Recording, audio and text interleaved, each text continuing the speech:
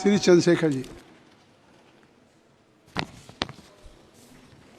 माननीय सभापति जी, जय भीम। बहुजन समाज में जन्मे सभी संतों, गुरुओं, महान पुरुषों को नमन करता हूं, जिनमें महात्मा ज्योतिबा फूले, डॉक्टर बाबा साहब अम्बेडकर और मान्यवर काशीराम साहब को मैं याद भी करता हूं आज के दिन पर। साथ साथ नगीना की महान जनता और भीम आर्मी और हमारी पार्टी आज़ाद समाज पार्टी काशीराम के साथियों का भी धन्यवाद करता हूं। इसके बाद अपने कुल गुरु जगत गुरु सदगुरु रविदास जी महाराज को भी मैं नमन करता हूं, जिन्होंने दुनिया को लगभग 600 साल पहले बेगमपुरा शहर के रूप में दुनिया का सबसे महान लोकतांत्रिक दर्शन दिया। अध्यक्ष महोदय, माननीय सभापति जी, 14 अगस्त 1947 को ये देश अंग्रेजों के अधीन था। 15 अगस्त 1947 को हम लोग आज़ाद हुए। 16 अगस्त 1947 को देश आज़ादी में था, लेकिन धन धरती राजपाट में बंटवारा नहीं हुआ। जो साधन संसाधन थे उनमें बंटवारा सही रूप से न होने के कारण एक बहुत बड़ी आबादी सुविधाओं से वंचित और सम्मान से वंचित रह गई। उनको सम्मान देने के लिए और अंतिम व्यक्ति तक सुविधाएं पहुंचे, इसके लिए लोकतंत्र की व्यवस्था हुई। लेकिन आज़ादी के 70 साल बाद भी हम कहाँ खड़े हैं, इस पर ये चिंता का विषय है। मैं मानता हूं कि सामाजिक न्याय तभी होगा माननीय सभापति जी, जब जातीय जनगणना पूरी होगी और जातीय जनगणना कराई जाएगी और साथ साथ संख्या के आधार पर आरक्षण जो है वंचित वर्गों का बढ़ाया जाएगा। उसके साथ साथ जब राष्ट्रपति जी अभिभाषण पे बात रख रही थी तो उन्होंने शहरी और ग्रामीण क्षेत्रों के विकास की बात कही और ये भी कहा कि दुनिया में सबसे उत्तम शहर हमारे यहाँ बने। लेकिन माननीय सभापति जी, 70% आबादी तो गांव में निवास करती है, तो गांव की आबादी के बारे में भी सोचना होगा कि उनका जीवन कैसे बदले। माननीय सभापति जी, उच्च शैक्षणिक संस्थानों में बहुजन समाज के जो छात्र हैं उनके साथ कास्ट एट्रोसिटी हो रही है, निरंतर उनकी हत्या हो रही है। साथ साथ जो सरकारी कर्मचारी हैं दफ्तरों में, उनके साथ भी जो SC ST OBC और मुस्लिम और अन्य धार्मिक अल्पसंख्यक उनके साथ भी माननीय सभापति जी जातिगत और धार्मिक जो है शोषण किया जा रहा है। इसलिए मेरी मांग भी है कि पुरानी पेंशन को भी अध्यक्ष जी बहाल किया जाए। जो कर्मचारी देश की सेवा में लगे हैं उनका भी सम्मान होना चाहिए। साथ साथ सभापति जी, भाजपा ने चुनावी लाभ के लिए सबका साथ सबका विकास के नारे दिए जो खोखले हैं, क्योंकि 10 साल में दलित, पिछड़े, आदिवासी, मुस्लिम और अन्य धार्मिक अल्पसंख्यक जो अत्याचार हुए हैं वो किससे छिपे हुए नहीं हैं। ये गलत है, ये बंद होना चाहिए। सभापति महोदय जी, महामहिम राष्ट्रपति जी के अभिभाषण में निजी क्षेत्रों में SC ST OBC को रिजर्वेशन देने का कोई उल्लेख नहीं हुआ है, जो कि आज चर्चा का विषय, क्योंकि 98% प्राइवेट सेक्टर है, 2% सरकारी सेक्टर है, तो 98% प्राइवेट सेक्टर में भी हमारी हिस्सेदारी की बात होनी चाहिए। माननीय सभापति जी, आशा कार्यकर्ताओं, आंगनबाड़ी वर्करों, भोजन माताओं के वेतन वृद्धि पे भी कोई उल्लेख नहीं हुआ है, वो भी अभी नंगे, उन पर भी सोचना पड़ेगा। माननीय सभापति जी, जिस क्षेत्र से मैं चुन के आऊं नगीना से, वो बहुत पिछड़ा क्षेत्र है। उस क्षेत्र में कोई विशेष आर्थिक पैकेज नहीं दिया गया, रोजगार की सेवाएं नहीं है, नौजवान पलायन करता है। IIT, IIM, एम्स, केंद्रीय विद्यालय आदि शिक्षा में और चिकित्सा संस्थानों की स्थापना होनी चाहिए, जो कि नहीं है।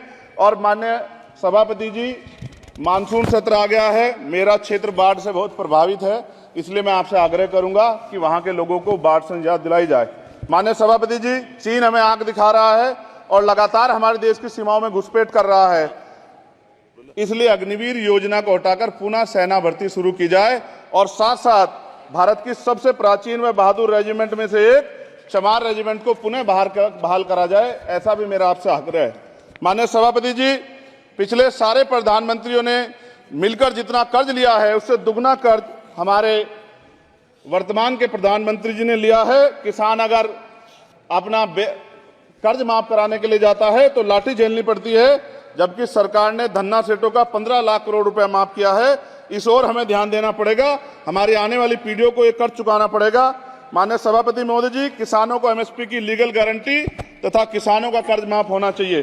साथ साथ 2 अप्रैल 2018 को SC ST के बच्चों पे बहुत बड़े पैमाने पे मुकदमे लगे थे, वो हमारी लड़ाई सही थी, ये सुप्रीम कोर्ट ने माना और बाद में सरकार ने माना, वो मुकदमे तुरंत वापस होने चाहिए। माननीय सभापति जी, प्रेस जो है उस पर भी शिकंजा कसा जा रहा है, जो पत्रकार सरकार खिलाफ बोलता है नौकरी से हाथ धोना पड़ता है, और सोशल मीडिया हमारा हथियार है, उस पर तरह तरह के प्रतिबंध लगाए जा रहे हैं और विरोध करने वालों को सोशल मीडिया हैंडल भी सस्पेंड करा दिए जा रहे हैं।